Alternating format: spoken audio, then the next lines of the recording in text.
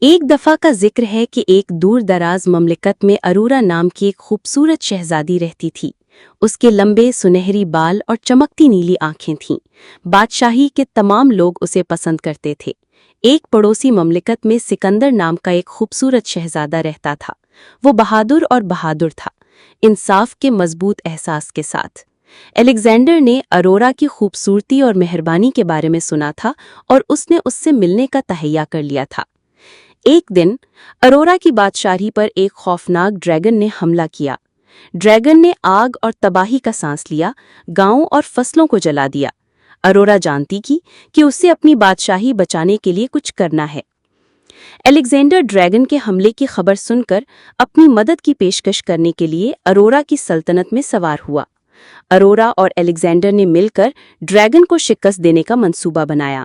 وہ جنگ میں سوار ہوئے۔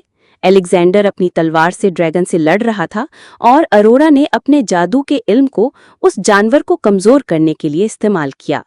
جنگ بہت سخت تھی، لیکن آخرکار وہ فتح یاب ہوئے۔ ڈریگن کو شکست ہوئی اور بادشاہی بچ گئی۔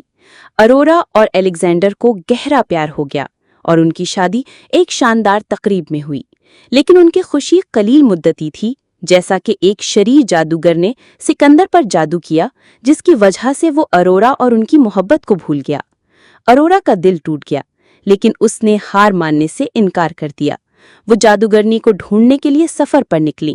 راستے میں اسے بہت سے خطرات کا سامنا کرنا پڑا، لیکن وہ ثابت قدم رہیں، اپنے پیارے سکندر کو بچانے کے لیے پرعزم رہیں۔ آخرکار وہ جادوگرنی کے محل میں پہنچی اور اس کا سامنا کیا۔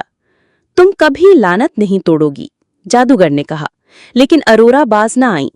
ہمت اور عزم کے پھٹنے کے ساتھ ارورا نے جادوگر کو شکست دی اور لعنت کو توڑ دیا۔ سکندر کی یادداشت واپس آ گئی اور اسے ارورا سے اپنی محبت یاد آ گئی۔ دونوں دوبارہ مل گئے اور وہ اپنی سلطنتوں پر مہربانی اور حکمت کے ساتھ حکومت کرتے ہوئے خوشی سے زندگی گزارنے لگے۔ وہ زمین کے سب سے بہادر اور سب سے زیادہ پیار کرنے والے شاہی جوڑے کے طور پر جانے جاتے تھے اور ان کا افسانہ آنے والی نسلوں تک زندہ رہا۔ اس طرح کی کہانیوں کے لیے ہمارے اس چینل کو سبسکرائب کریں۔ شکریہ۔